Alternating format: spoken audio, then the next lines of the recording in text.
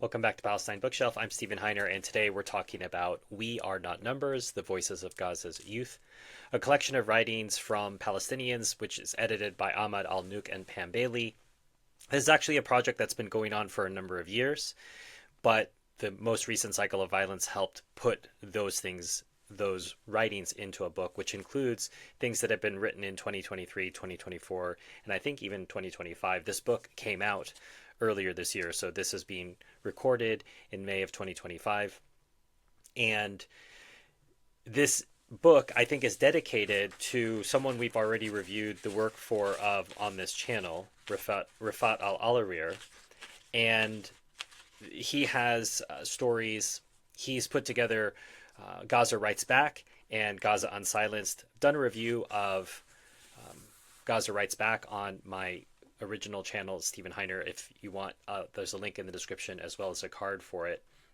But I'll just read the dedication. This anthology is dedicated to Refaat al-Alarir, the teacher, author, mentor, and friend who guided so many of Gaza's students and future leaders, including most of our writers. His body was killed on the 6th of December 2023 by an Israeli airstrike, but his spirit lives on. And also then goes on to list 4 other writers whose writings are included in this book, but who were killed since October the 7th. So, as I did with Gaza Writes Back, I don't want to offer too much commentary other than to read the voices of the Palestinians themselves, hear their stories, and I'll give you a bit of context because in a lot of these stories, they'll tell you what has happened to this person since the time that this work was authored. In the introduction, and something I think we would do well to start the story with and end with, is part of a poem, If I Must Die by Refaat al-Alarir. And this is just a part of the poem, but it's potentially one of the most beautiful parts. If I must die, you must live to tell my story. Let it bring hope, let it be a tale. And I think that what we hear in this anthology is a lot of that. So this first one I'm reading from is by Haya Abu Shamala. And here she's talking about the title of this is An Ode to My Roof, the Thin Line Between Life and Death. And while everything in this anthology is serious, I will smile at times because I am so impressed by the ability of these people to express themselves even under the most heinous and criminal violence. When it became too scary to look at the sky because it was full of drones, my roof became my sky. I imagined it to be the serene blue I love, although during the war I lost my appreciation for color. Almost everything looked gray to me. My roof and the room below became my refuge. I needed more layers to hide within. I longed to disappear, to be forgotten. All I wanted was to skip this chapter of the story. Let me move forward. The roof witnessed the nights I spent crying, trying to melt my fear away in the salty tears. We spent hours together, imagining life after the nightmare finally ended. I could almost hear the roof burst out laughing the day my friend called and told me she had to survive because she had bought new shoes the day before the war started, and she couldn't die with them unworn. The roof also heard me and my family discussing whether to evacuate our home because our neighborhood was not safe anymore. Would it feel abandoned? On other nights, the roof and I were silent, staring at each other. So that essay was from 2015, and this would have been some time after Operation Protective Edge. Haya left Gaza for Qatar before the war to earn her master's degree in translation studies. She has found work there in communications and public relations. She lives and works in Qatar, where she also earned her master's degree. Her family, who remain in Gaza, are forever in her mind and heart. This is also from 2015 by Ismail Abu Aita. Later, I visited my 13-year-old sister Ala, who suffered a skull fracture, brain hemorrhage, internal bleeding, and a double fracture in her left leg. She asked me in a trembling voice, "Where is Mom? I want Mom." I lied to her and said she was wounded because his mother and other members of his family had been killed. And we see this as a tradition among Palestinians. They have to break the truth slowly. They can't tell them right away. It's often too shocking, and sometimes people die of the shock. I lied to her and said she was wounded. I left the room, sat on the floor, and cried. I had no choice but to lie. Her condition was serious, and such devastating news would break a mountain into pieces, let alone a person. I also visited my sisters in law, who were badly injured and in the same hospital. One of them, a mother of two sons and a daughter, asked about her family. Again I lied and said they were fine. I concealed the news that we had lost her husband, my brother, and her youngest son. Ismail, now married with 3 children, was forced to relocate 5 times under heavy shelling since the 7th of October. He hasn't lost any more immediate family members, but about 100 relatives are among the dead. The bright spot in all the blackness is that Ismail's sister Ala graduated from medical school in Egypt in December 2024. This is from 2016 by Anas Ghanam. Anas writes, I was 12 years old in the year 2000 when my father told us we would go to Jerusalem the next Friday. I was very happy and excited. It would be my first time to leave Gaza. I told my friends who were jealous. I imagined how it would feel to travel, riding in the car for a whole day. I daydreamed about different scenarios. Will we eat in the car? Maybe we'll stop somewhere. I need to check that our camera is working. What will I ask Allah for when I pray at Al-Aqsa Mosque? I need to prepare a list of all the things I need him to do for me. I also need to prepare a list of things to do in Jerusalem. Will we stay there or will we go to other places? We have relatives in Nablus I have never seen before. Will I get to see the mountains of Nablus? I have never seen a real mountain before. Will it be cold? Oh Allah, please make it snow. I would love to see snow. Oh dear Friday, when will you come? On Thursday, the 28th of September 2000, however, former Israeli Prime Minister Ariel Sharon strode into the Al-Aqsa Mosque, one of Islam's holiest sites, and the Second Intifada erupted. I never left Gaza, and I have never dared to dream again. Enas went on to become a Gaza project manager for We Are Not Numbers, which is the organization that put together this anthology. And after leaving for a literature festival just weeks before the launch of the genocide, now lives with her aunt in the United States. Enas works as a coordinator with the United Holy Land Fund, which aids Palestinians in the occupied territories. This is also from 2016 by Hind Kudari. Strength comes from hardship. You might think you can't make your dreams come true, but nothing can truly break you. I've stopped dreaming of leaving Gaza because I'm sure one day I can help make this place better. Despite the difficulties we face daily, I won't give up on my country. I'll spread the message of love, strength, hope, and tolerance for which my country stands. Hind's dream came true. Today she's a prominent journalist in Gaza, covering the genocide for media such as Al Jazeera English and Anadolu Agency. In July 2024, Hind reported on the killing of Ismail al-Ghul by Israeli forces for an Al Jazeera broadcast. She was visibly upset as she spoke about the dangers facing journalists in Gaza. We do everything to stay safe. We wear our press jackets, we wear our helmets, we try not to go anywhere that is not safe, but we have been targeted in normal places where normal citizens are. At the same time, we want to report, we want to tell the world what is going on. This is also from 2016 by Nada Hamad, and I just have a short clip to read here. I love the fact that you can stargaze to your heart's content because most areas don't have electricity much of the time. So she was writing about the things that she loves about Gaza, which is in a sense difficult to imagine. And there are some, I'll just read a few. I love our bumpy roads. I love Gaza for its people. I love how everyone in Gaza is a sea person. I love how we manage to find a way to cope with every obstacle. I love the sense of togetherness. So I just chose to highlight, I love the fact that you can stargaze to your heart's content because most areas don't have electricity much of the time. And I'm smiling just because I think of the times I have traveled to very dark places to stargaze at night and think of all the people who paid the same money to go to those places. And in Gaza, one of the consolations they can have when they're not being bombed is to be able to gaze up into the stars. And I think there's someone in here who had wanted to be an astronomer in this anthology. I may not have highlighted him, but it was a wonderful, wonderful read as well. I think what's interesting is you can read this at your own pace. A lot of the stories are anywhere between, some poems are just a page, but you might have a 2, 3, 4, at the longest 9-page story. So you can take this slowly, and I I would say you probably have to take it slowly. I couldn't read it straight through. I had to keep taking breaks because it's just very hard to keep reading about what they're going through and just to read it as if you were reading a novel or you're reading a human rights report. You have to take breaks from it. But as I said, I had very many moments of being deeply moved by just the resilience of the Palestinian people, their ability to just see the positive in things and work through their difficulties. Most of us could take many lessons from them. So this is from 2019 by Neda Abadla, and she's talking about a friend who died.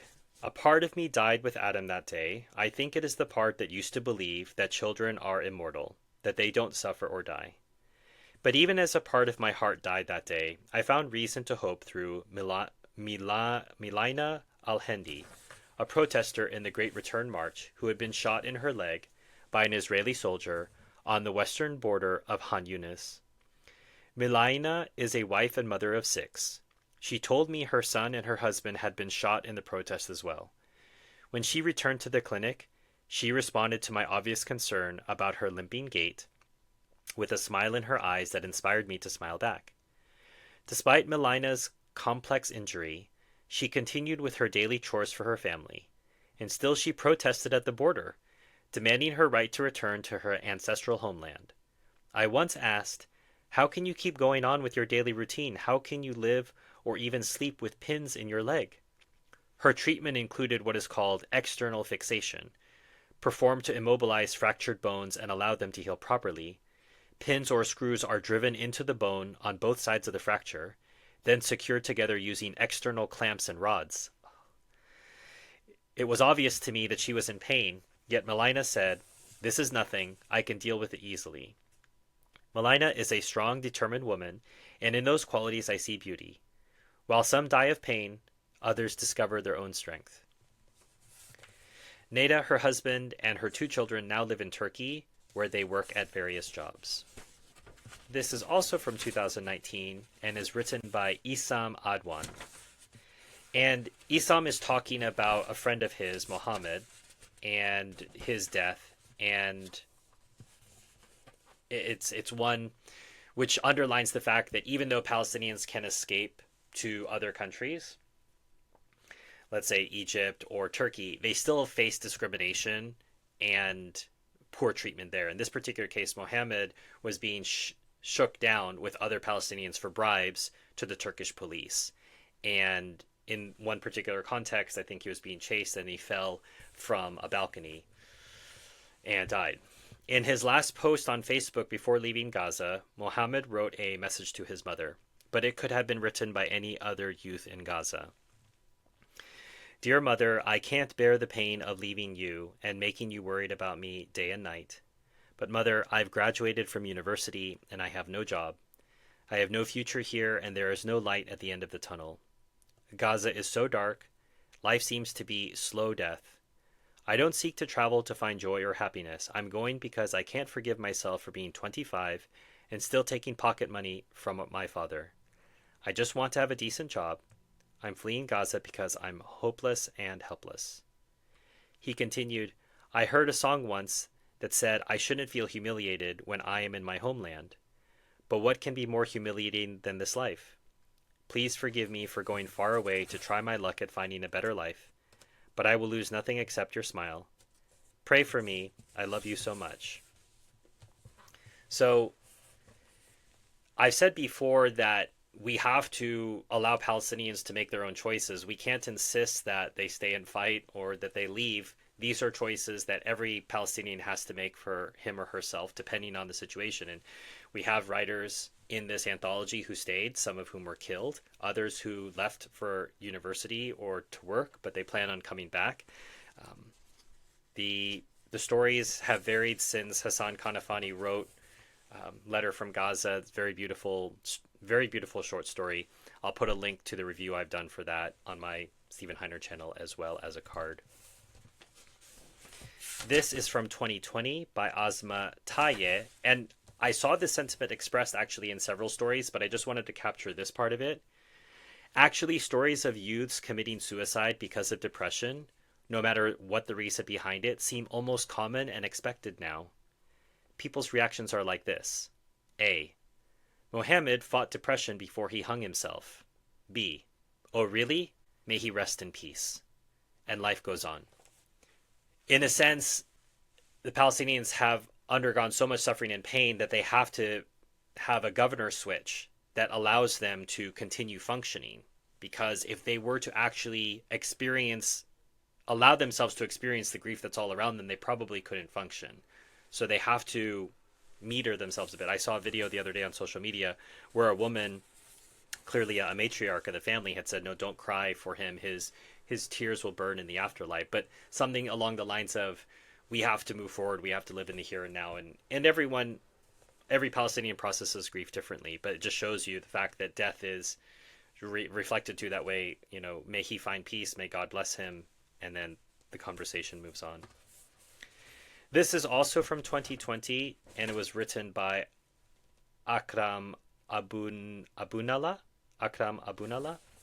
And Akram is trying to buy books, and I just find this fascinating as someone who's lived in developed countries. I've lived in, as I've said before, Singapore, the United States, France, where Amazon and ordering from websites like Amazon is very simple. I order something, it comes to my house in a few days. And how do I get something to come to me in Palestine or in Gaza? In 2014, I decided to study English language and literature at Al-Azhar University of Gaza. That major requires students to read many literary works, such as novels and poetry, not available in our local bookstores and libraries. After my experience 2 years before, I wasn't eager to try online shopping again, but I was desperate. This time I decided to spend £45 of my savings on books. Via Amazon, I ordered Merriam-Webster's Advanced Learner's English Dictionary, The Complete Works of Shakespeare, Longman Pocket Phrasal Verbs Dictionary, and Merriam-Webster's Vocabulary Builder. On the site, I was asked for my shipping and payment details, and I used my dad's credit card. Although Palestine was listed in the country list, many of my friends who had already purchased from Amazon recommended selecting Israel for the shipping country and adding Palestine next to the city. As a Palestinian, I was insulted, but I took their advice because I needed the books. I completed the order. After 40 days of anxious waiting, I received a text message while I was asleep. It was from the post office informing me my package had arrived. I could not believe my eyes. I had just received my first package ever. I rushed out of bed and grabbed a taxi. I didn't wait to wash my face or eat breakfast. I was even still wearing my pajamas. I sat in the back seat, imagining how my package would look. I entered the Rafah post office with a wide smile on my face, saying hello to everyone. I showed the post office employee the text message. He asked for my mobile number and ID card and asked me to have a seat while he retrieved the package. The package was big and was sealed with Amazon Prime tape. I slipped out the door and, without thinking, ripped open the package. I couldn't wait. I touched the book covers gently with my fingertips. I stared at the package for a minute or two and then held it close to my chest and went home. When I arrived, the first thing I did was put the books on my empty bookshelf and pledged to fill it soon. I stored the now empty box under my bed, and it's been there ever since.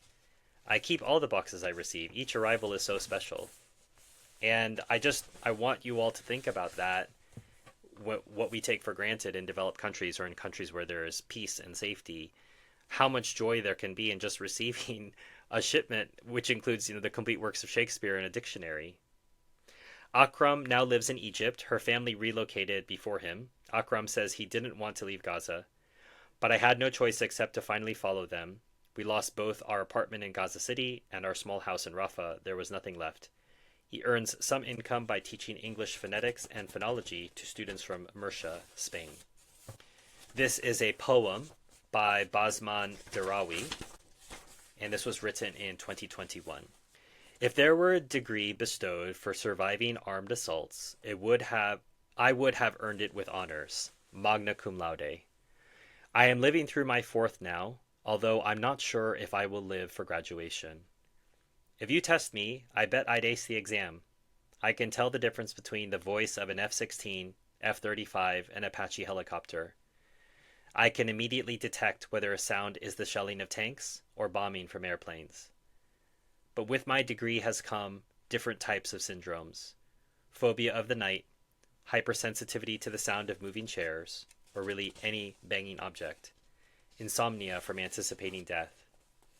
I have also learned a few truths. First, the world is hypocritical. yet is full of hidden gems, good people willing to speak out. Second, actual death is when you don't stand up for what is right. And third, no matter what, Palestine will always be my home. It's difficult not to be inspired by such nobility and bravery. I challenge you to read this text and not be inspired. So this is by Orjwan Shuda, and I think Orjwan had a baby girl and had written a note to her. Dear Angel, I drew pictures of you in my mind before you were even conceived. Holding you in my arms and looking into your eyes is my greatest joy. I already know that my greatest achievement in life is giving you a family who will always love you. Before you were born, I reviewed in my mind every night a list of things I should do and not do to make you happy. Number 1 was to give you a caring father. My little Orjwan, be brave but patient, outspoken but kind, strong but compassionate. Be yourself. Love yourself as much as we love you. Trust yourself and know that nothing will defeat you except yourself. Your parents promise that neither Gaza's situation nor people's attitudes will stop us from supporting you to achieve whatever you dream of. Remember, these are terrorists who have these sentiments. As long as you dehumanize them, as long as you call them human animals, this sort of writing will not make any sense to you. But when you take the time to read and you take the time to understand Palestinians, you'll realize that they have the same emotions and the same aspirations that many of us do, which makes it difficult to justify bombing them.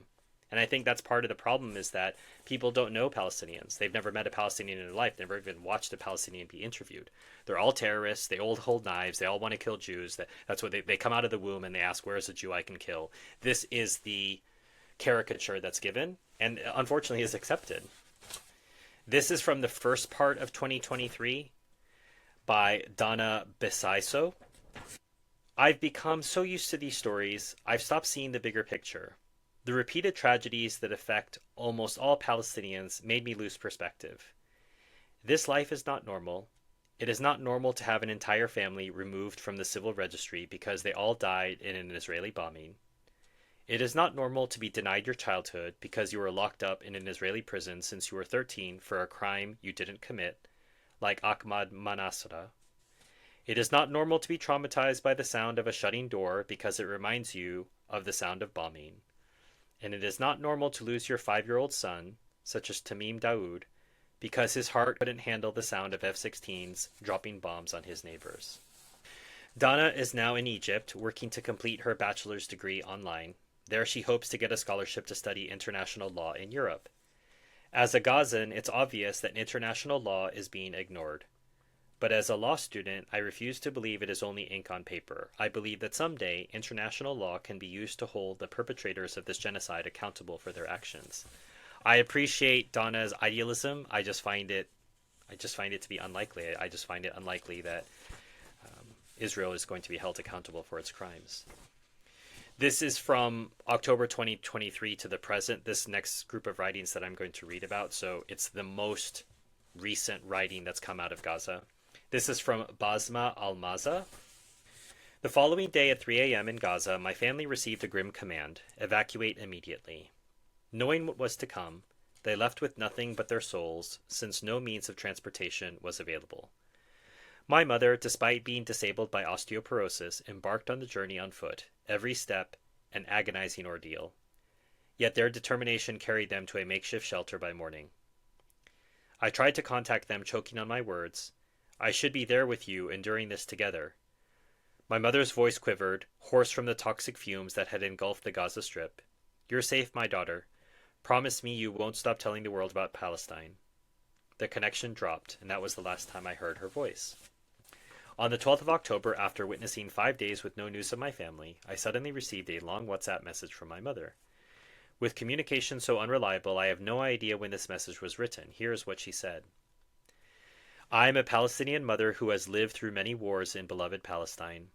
This war is different. It's the ugliest and the deadliest. The Israeli forces are targeting hospitals, and only Shifa remains. We don't know if it will be the next target. They've bombed mosques and universities, used phosphorus and deadly gases, and forced the evacuation of villages and cities to the south. UNRWA is setting up tents on the outskirts of Khan Yunis for those fleeing the bombing. We don't know what will happen after everyone migrates to the south. Gaza has become a city of ghosts, with the stench of death everywhere, piles of bloody rubble and dust, and endless wailing. We're hungry, thirsty, and sick, since Israel is withholding medicine, cooking gas, bread, electricity, and all the necessities of life. We can only say, there is no power or strength except through Allah, thanking Him for keeping us alive. We're sleeping on the streets or in overcrowded schools meant for 1,000 but hosting over 7,000. We don't know what awaits us next. Basma first went to Malaysia to study business administration in March 2022. With the exception of her brother, who made it to Ireland, the rest of Basma's family is in northern Gaza, which Israel has targeted for cleansing. They tried to leave, she says, but they are caged in from all sides. This next text is from Mahmoud al-Yazji. Again, please forgive my Arabic pronunciation, my dear Arabic speakers. Mahmoud al-Yazji. And he's talking here to a friend he has lost. When I video called you online, you said, Hoda, it doesn't feel the same without you. I said it was only a couple of months till I'd be back. I said we'd go for shawarma and eat luqaymat. I never thought I wouldn't see you again. You made a special video before I left to tell me how much you would miss me. I'm looking at each image now, tears running down my cheeks, heart burning, hands shaking as I write these words. I miss you, my brother. I never thought I'd lose you like this. I'll never forget that you and your family were killed by an Israeli airstrike while you sheltered under your grandfather's roof. I'll miss you calling me for a walk just to talk and talk. I never thought twice about telling you anything, and I'm sure you didn't either. I'll miss you in my classes. I remember the countless times we laughed, and nobody understood why but you and me. I miss you showing me your eloquent translations. You were so talented and hardworking. I'll never forget your smile, dreams, voice, positivity, generosity, and kindness. You and your family were my second family. I love you so much, Habibi, Mohammed Zahir Hamo. I love you, and I'll remember you until the day I die. Allah Yarhamo, may you rest in peace. Mahmoud is pursuing a degree in English and Cultural Studies in the United States. His entire family remains in Gaza. This is by Orjwan Shura. On the 12th of November at 7 a.m., Mohammed got a phone call. Yes, what's wrong? No, tell me you're mistaken. No, he groaned. It was Amira's husband on the phone. She had been killed. Their house was targeted an hour ago. She was the only one injured, and by the time they got her to the hospital, she was dead. The next few hours were a blur. I saw only shadows of people coming and leaving, shouting and crying, hugging and patting. Mohammed went to Deir al-Bala with his family to bring Amira's body to the graveyard in eastern Khan Yunis. I was afraid to see her body. It was my first time to lose a beloved one. At first, I refused to see her, but Mohammed said that I would regret it later. I should say goodbye. I thought she would be bloody and that the injury would be obvious. I was surprised that she was still very beautiful. Her face looked as if it were shining. I kissed her, and she was still warm, as if she was only asleep. I begged them not to take her, that she would wake up, but she was gone. This one is by Ahmed Dader. And here he's talking about going to get a bag of flour on one of these rare occasions when the Israelis allowed aid to come in. Finally, at 4:20 a.m., the trucks arrived to a cacophony of cheers. Thousands of desperate souls rushed towards the aid vehicles. Despite the rush of people, I managed to secure a bag of flour and began to make my way home. But then suddenly, out of nowhere, came a fusillade of bullets aimed at our heads and the upper parts of our bodies. Many people who were hit bled to death since no medical crews or ambulances could reach them. It was like a battleground. You imagine? Aid vehicles, people trying to get flour, and you use that as target practice. This is the most moral army in the world. When Israel tells you that, just remind them, they shoot babies, they shoot women, they shoot children, and they shoot people trying to get flour to make bread. I saw bullets strike 2 or 3 people at once, felling them instantly. Even those who were only injured were at risk of being trampled by people fleeing the bullets and shrapnel. The biggest mistake I made was not to take my phone with me to document the massacre that took place in front of my eyes. I remember well a young man who was carrying a bag of flour. Suddenly a tank advanced and crushed him, smashing both him and his bag of flour into the ground. I will need years for the scenes of that night to fade in my memory. The blood of hungry Gazans flowed like a river in the streets. The death toll was almost 130, but many more died in the following days, and around 800 were injured, most of them seriously. Ahmed is still in Gaza and has been forced to relocate more than 9 times. At one point, his home was destroyed, and his 8-month-old unborn daughter died when he and his wife were buried under rubble for 3 days. She would have been named Arya.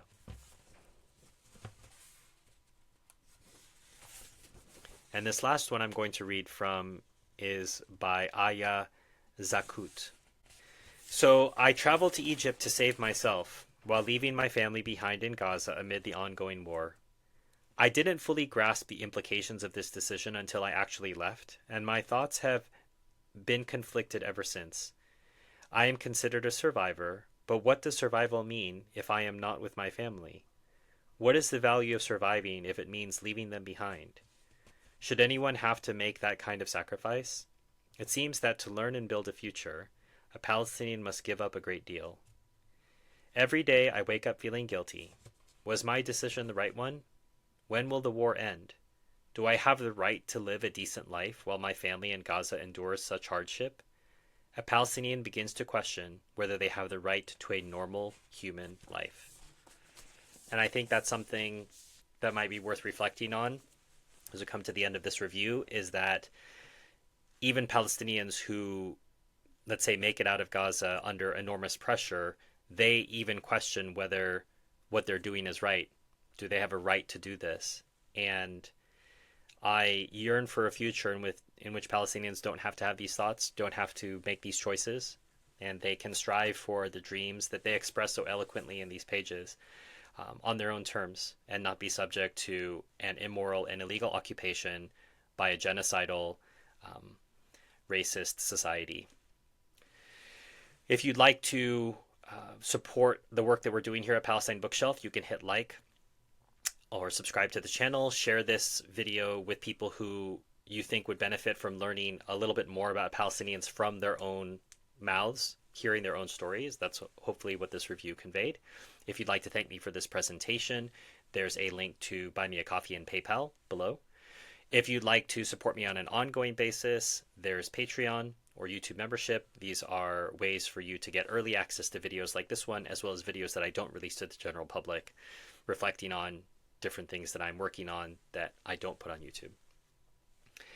A reminder, if you'd like to sponsor a book in the future, my Amazon wish list is also linked before. You'll see books for on Palestine, but you also see books for other things that are not related to Palestine. That's for my main channel, Stephen Heiner, or potentially a channel that I help collaborate on called The Americans in Paris. You can basically sponsor a book by buying it for me, sending it my way, and I'll try to review it in a timely manner. We're still working towards monetization for the channel. Once the channel is monetized, the profits, 100% of the profits that we take from the channel will be able to go to the Palestine Children's Relief Fund. They are linked below in the description. They're a charity that helps Palestinian children get medical care that they would not otherwise get. Feel free to support them directly using that link. But if you'd like to support them indirectly by helping the channel get monetized, please watch as many videos as you can. That will boost our watch hours, and once we click a certain amount of hours, we will be monetized as a channel. And we'll be able to then use this channel as a vector to help that charity, which is our goal on this channel. Not only to educate, but to help send money to help the Palestinians. Until next time, enjoy your reading.